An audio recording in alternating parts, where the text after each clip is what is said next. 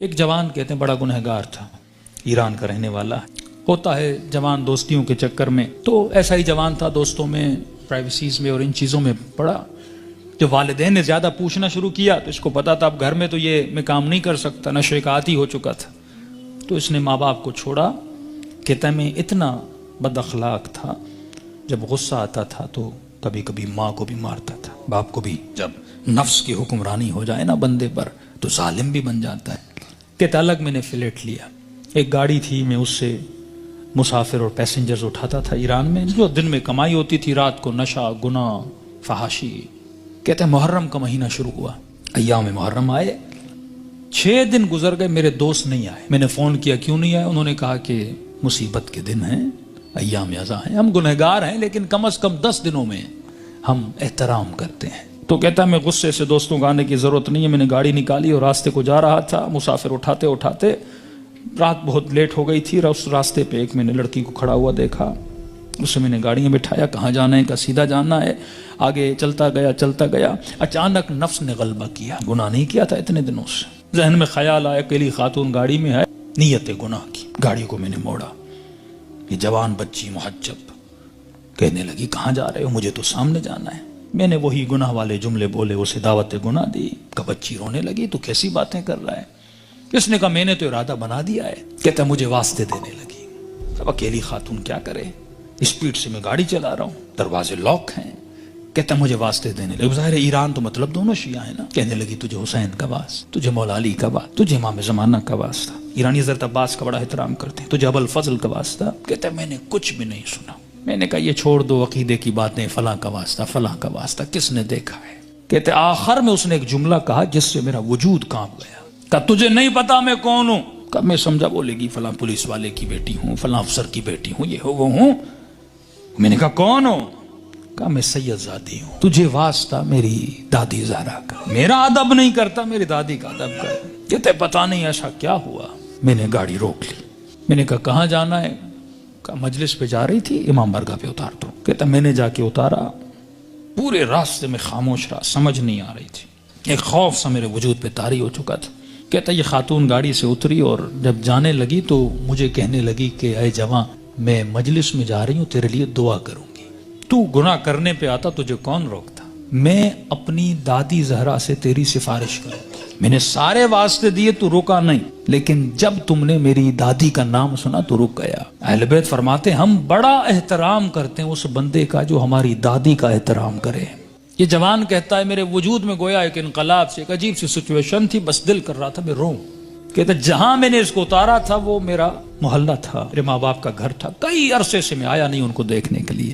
میں نے کہا اس بہانے سے جاؤں، ماں باپ سے مل کے آؤں۔ کہتا اب جیسے میں نے کچھائی کی تو اچانک ذہن میں خیال آیا، اب پاورفل ہوا، میرا روح پاورفل ہوا، نفس کمزور ہو گیا، میں نے نفس کو مارا، اس کے گلے کو گھونٹا اور میں نے اپنے روح کی آواز کو سنا تھا۔ اب اچانک میرا روح پاورفل ہوا، میں گھر کی طرف گیا، گھر کا دروازہ کھولا، اندر گیا، گھر میں کوئی نہیں تھا۔ کہتا میں نے ٹی وی کھولا، اتفاق سے ٹی وی پر ایک ایرانی ذاکر کربلا کے مسائل پڑھ رہا تھا۔ کہتا میں سن بھی رہا تھا، رو بھی رہا تھا، اور اچانک جب میں نے چینل بدلا تو جنت البقیع دکھایا جا رہا تھا، سیدہ کی ٹوٹی ہوئی قبر دکھائی جا رہی تھی، اور ذاکر بتا رہا تھا کہ نبی کی بیٹی اتنی مظلوم ہے کہ اس کی قبر کا کوئی نشان بھی نہیں ہے، ہمارے گھروں پر بھی چھتوں کا سایہ ہے لیکن نبی کی اولاد کی قبروں پر کوئی سایہ نہیں ہے۔ اس نے سارے مسائل پڑھنا شروع کیے، اتنے درد بھرے مسائل، کہتا میرا دل پھٹنے لگا جب میں نے سنا اتنی بہترامی نبی کی بیٹی کی۔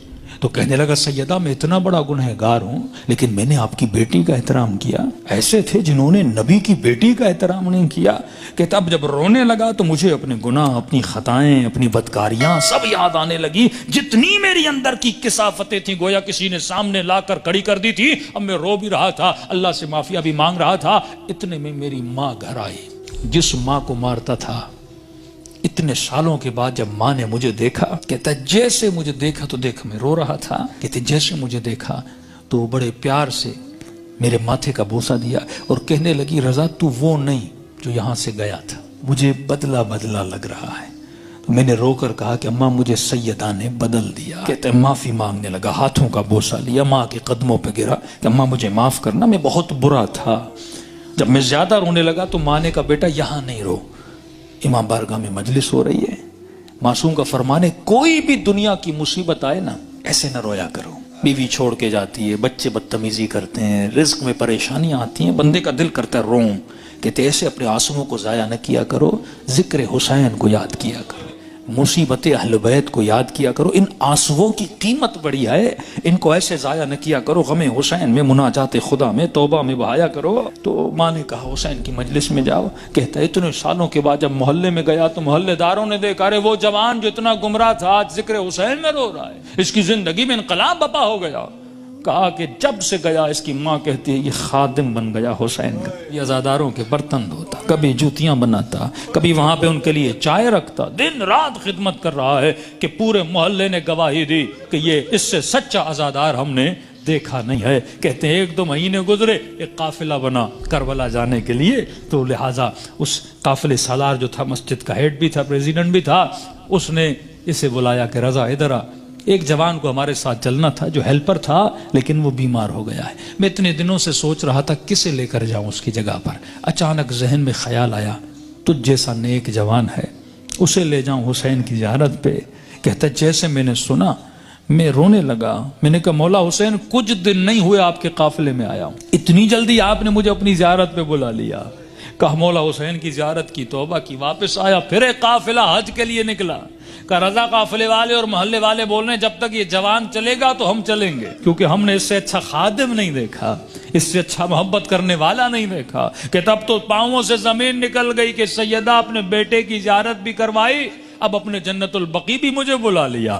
کہ اتنا بڑا شرف مجھے ملا، گویا زندگی بہار بن چکی تھی۔ جب سب کچھ کر کے واپس آیا، اس کے محلے کا ایک نیک متقی پرہیزگار تاجر تھا، بزنس مین تھا، وہ اس کے باپ سے ملا، کہنے لگا کہ میں اتنے دنوں سے دیکھ رہا ہوں ایک جوان میں اتنا انقلاب آ جائے، مجھے سمجھ نہیں آ رہا، مطلب یہ ارادے کا اتنا مضبوط ہے، یہ اور بن چکا ہے، میں چاہتا ہوں کہ اپنی بیٹی کا رشتہ اس سے کرواؤں۔ اس نے کہا کہ میں اپنے بیٹے کی گارنٹی نہیں دیتا، تجھے پتا ہے 4 مہینے پہلے کیا تھا اب کیا ہے، بات کرنی اس سے جا کر خود کر۔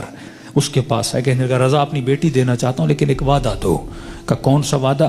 کہ وعدہ یہ دو کہ پھر حسین کو چھوڑو گے نہیں، یہ دروازہ چھوڑ کے جاؤ گے نہیں۔ کہنے قبلہ میں اپنی ہر نماز میں دعا کرتا ہوں اے خدا وہ دن میری زندگی کا آخری دن ہو جب میں حسین کے ہاتھ کو چھوڑ کے چلا جاؤں۔ کہتے کل رشتہ لے کر آ جانا۔ کہتے یہ جوان اپنے ماں باپ کے ساتھ رشتہ لے کر گیا۔ جب اس کے گھر میں داخل ہو، ایران میں رسم ہے جس بچی کا رشتہ لینے جاتے ہیں وہ چائے لے کر آتی ہے، وہ بچی چائے لے کر آئی، جیسے اس جوان نے کپ اٹھایا اس بچی کی نگاہ اس کے چہرے پر پڑی، کہتے ہیں ہاتھ سے وہ ٹریل گرا اور چیخ مار کے بے ہوش ہو گئی۔ کمرے میں لے گئے، بڑی دیر کے بعد ہوش میں آئی، اور جیسے ہوش میں آئی زار و قطع رونے لگی، اور اس کی زبان پر بس ایک ہی نام تھا، یا فاطمہ الزہرا، یا فاطمہ الزہرا۔ ماں پریشان، بیٹی رو کیوں رہی ہو؟ ایسا کیا دیکھا؟ یہ جوان پریشان، اس کے ماں باپ پریشان، ایسا کیا ہوا؟ کہتی اماں اللہ کی قسم ہے کل رات میں نے خواب میں سیدہ فاطمہ کو دیکھا تھا، مجھے سمجھ نہیں آ رہا تھا، کل رات بی بی اسی جوان کا فوٹو مجھے دکھا رہی تھی اور کہہ رہی تھی کہ تو میری چاہنے والی ہے، جب اس کا رشتہ آئے اسے انکار نہ کرنا، اس نے میری بیٹی کا احترام کیا تھا۔ تبھی فرمایا جب تو ایک قدم اہل بیت کی طرف جاتا ہے وہ 10 قدم آگے بڑھاتے ہیں، لیکن سوال یہ ہے کہ یہ قدم اٹھیں، زندگی میں ان کو راضی کرو جن کے راضی ہونے سے خدا راضی ہو۔